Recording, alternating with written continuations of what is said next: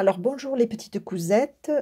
Aujourd'hui je vais essayer de vous montrer comment on peut utiliser des gros fils pour faire des coutures décoratives. Alors on peut bien sûr utiliser des gros fils avec nos belles Babylock. Le gros fil on va l'utiliser dans les boucleurs. On ne peut pas le passer par le fil dans le chat de l'aiguille parce que le chat est trop petit. On peut changer un peu de qualité de fil, mais on ne peut pas aller très loin. Par contre, dans les boucleurs, que ce soit le boucleur supérieur, le UL, que ce soit le boucleur inférieur, le LL en surget, ou que ce soit en recouvrement avec le boucleur de chaînette, on peut utiliser des gros fils. La limite, c'est que le fil, il doit pouvoir passer dans le cheminement qui est prévu sans forcer. Si le fil force, il ne faut pas l'utiliser. J'ai même pu utiliser du ruban tressé qui était relativement fin et j'ai fait du point de chaînette décoratif avec ça. Je ne sais pas si je vous l'ai montré, mais bon, j'ai déjà pratiqué.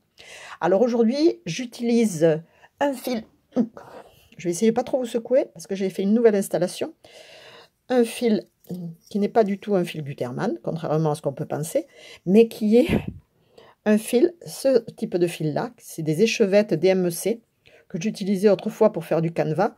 Donc ces échevettes, je les défais. Là, elles ne sont pas très longues, je crois qu'elles font 6 mètres ou 8 mètres, je ne sais plus exactement. Donc ça me permet de pouvoir faire une petite bobinette. Je les bobine voilà, sur une bobine vide d'usager. Et je peux les utiliser parce qu'il faut quand même que le fil se déroule facilement. Maintenant, ça ne peut servir que pour de petites coutures à cause de la longueur de fil. Donc on va utiliser ce fil pour faire un surjet décoratif avec du gros fil. Et je vais vous montrer l'enfilage. Alors évidemment, je vais peut-être avoir du mal à passer à la caméra, mais on va essayer d'y arriver. Je pose ma bobine. Bon là, vous ne la voyez pas, mais il n'y a rien de particulier, je vais vous relever. Je le mets en UL comme d'habitude. Et je vais faire mon enfilage.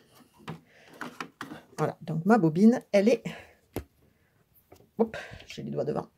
Elle est à la place habituelle derrière. Alors, qu'est-ce que j'ai fait sur ma machine? Je vous montre ça. J'ai mis une aiguille en O2, c'est-à-dire c'est l'aiguille de gauche. J'ai passé mon fil normalement, un fil de surjet, classiquement. J'ai mis un fil également en UL, qui est rentré par son canal habituel et qui est ressorti de l'autre côté. Jusque-là, rien de particulier. Étant donné que j'ai une aiguille en O2, il faut que je mette mon sélecteur de points sur B. Alors, je rappelle que le sélecteur de points, quand il est sur A, c'est pour l'aiguille de gauche, et quand il est sur B, c'est pour l'aiguille de droite. Donc là, je suis sur B. Les réglages que je vais mettre ici, la largeur de pointe, je me mets sur M, et la longueur de pointe, on le voit en dessous, il est là, je suis sur 3, 2,5, 3. Pour enfiler mon gros fil, jusque-là, rien de différent de ce que vous pouvez connaître. Ensuite, je vais utiliser un lasso. Alors, le lasso, c'est un fil de surjet que je plie en deux. Voilà, donc mon fil, il est là. J'ai 2 épaisseurs de fil et au bout, j'ai une boucle. Voilà. Donc, j'enfile le côté où il y a les 2 fils et je vais le mettre dans le trou de L. Voilà. Maintenant qu'il est là, ce que j'aurais pu faire avant, c'est basculer mon sélecteur ici sur enfilage et connecter mes tuyaux. Ils se sont connectés directement. Donc maintenant que mon lasso il est enfilé là, je vais appuyer sur l'enfilage et voilà, mon lasso il ressort ici. Jusque là, tout va bien.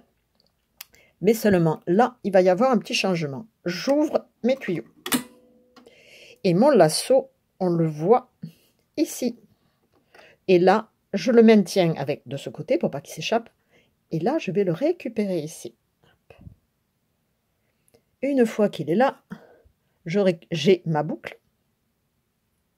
Et je vais mettre mon fil dans la boucle. J'ai oublié une étape.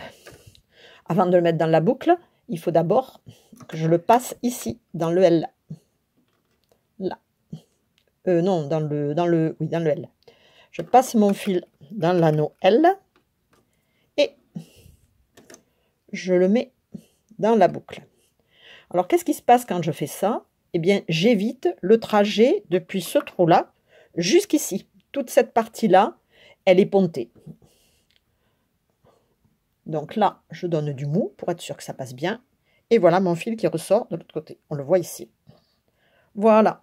Alors mon petit lasso, eh bien, je le rembobine parce que j'ai mis un fil fluo, comme ça je le vois mieux, parce que je suis tout le temps en train de chercher où est-ce qu'il est passé. Voilà. Je le range. Je m'en servirai peut-être une autre fois. Voilà, mon fil du boucleur inférieur, il est là. Et je le passe ici. Donc voilà, la partie déviation d'enfilage, elle est sur cette partie-là. Donc je referme mes capots. Je prends un bout de tissu. Vous allez même vous avancer un petit peu. Tchic, tchic, tchic, tchic.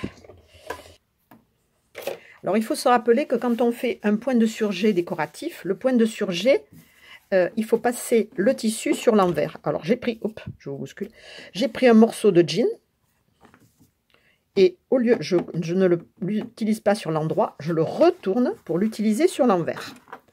Je soulève mon pied et je démarre.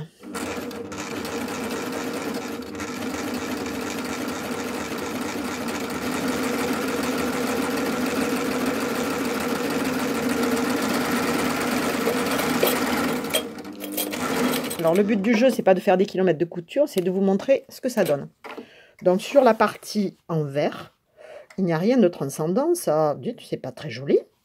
Mais du coup, sur la partie en droit, pardon, et sur la partie en vert, eh bien on se retrouve avec un joli point de surjet décoratif, qui est quand même très sympathique.